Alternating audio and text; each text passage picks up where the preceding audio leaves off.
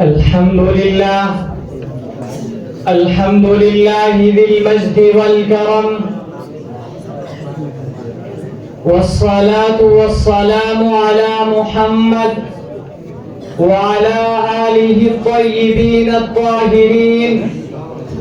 أما بعد، قال الله تبارك وتعالى في القرآن المجيد: أعوذ بالله من الشيطان الرجيم، بسم الله الرحمن الرحيم. ألا إن أولياء الله لا خوف عليهم ولا هم يحزنون. وقال النبي صلى الله عليه وسلم: من كان مستنا فليستن بمن قد مات، فإن الحي لا تؤمن عليه الفتنة. رئيس الحفلة، حضرات الحكم والمستمعين الكرام، أريد اليوم في هذه الحفلة النورانية أن ألقي أمامكم كلمات عديدة حول الموضوع ترجمة الإمام مالك رحمه الله وحياته. الوقت قليل ونطاق الموضوع واسع، ولضيق الوقت أنا حائر ما أقول وما لا أقول، وما آخذ وما أترك. ينصرني الله كي أبين بعض نواحي حياتي التي تكون مشعلة لنا ولكم في المستقبل. أيها السادة الأجلة، إن الإمام مالكا كان من خدام الحديث الذين كانوا وقفوا حياتهم لأخذ علم الحديث وإشاعته. ولد في مدينة النبي المقدسة يقال الآن مدينة المنورة، وسمع الحديث عن نافع رحمة الله عليه الذي كان محدثا شهيرا في عصره، وأخذ العلم من ربيعة الذي كان من أساتذة عصره البارزة.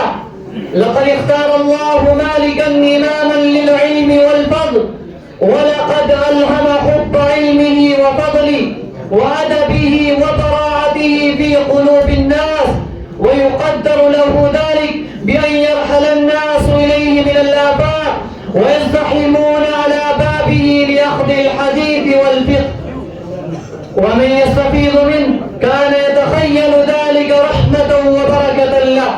ويكون أثر علاقتي إذا قال أحد حدثني مالك رفع الناس إليه أبصارهم، لأنه سمع من فريد دهره ووحيد عصره. لقد جعله الله مرجعا للخلائق بتكريم إمامة الفقه وسيادة الفتاوى. إن قول ابن وهب موجود في كتب السير أنه قال: سمعت مناديا ينادي بالمدينة: ألا لا يفتي الناس إلا مالك بن أنس. ومن الأمثال السائرة: لا يفتى ومالك في المدينة. أيها الحاضرون، كان مالك كثير الأدب شديد التعظيم لحديث رسول الله صلى الله عليه وسلم. إذا أراد أن يحدث اغتسل وتطيب ولبس ثيابا جددا وتعمم وقعد بخشوع وخضوع ووقار ثم يحدث. وكان يكره أن يحدث أحد على الطريق أو مستعجلا. لقد حكى عبد الله بن المبارك قصة عجيبة غريبة لحياته، وهي مسجلة في كتب السير والتاريخ. قال: كنت يوما عند مالك وهو يحدث، إذ لدغته عقرب 16 مرة، ومالك يتغير لونه ولا يقطع الحديث.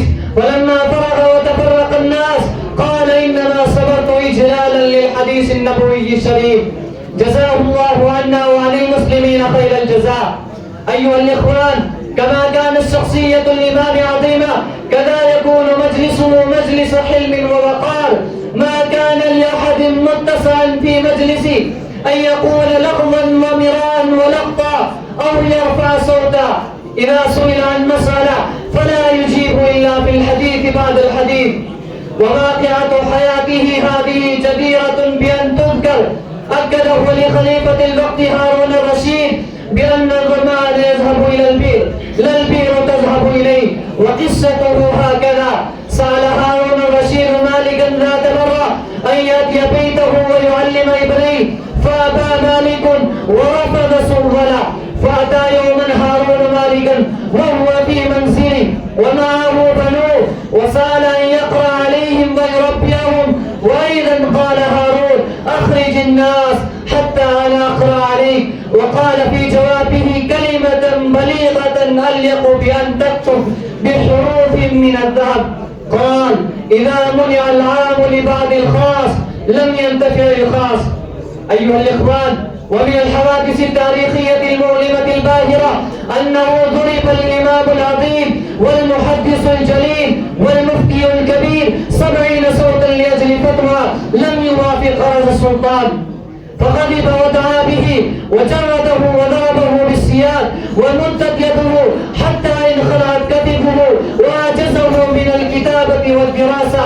ولكن كلما حمي الذهب لم يزل يسير صافيا لامعا براقا، ولم يزل في علو ورفعة، وكأنما كانت تلك السياد حليا به. رزقني الله وإياكم اختفاء أثره، ووفق الحق أمام الباطل والثبات عليه، ويسعدنا بتنفيذ مشروع هذا الشعر للعلامة إقبال، معناه دستور الفتى قول الحق والجرأة فيه، ولا يأتي الجبن والمهن إلى رسل الله. أكتفي بهذه الكلمات الوجيزة.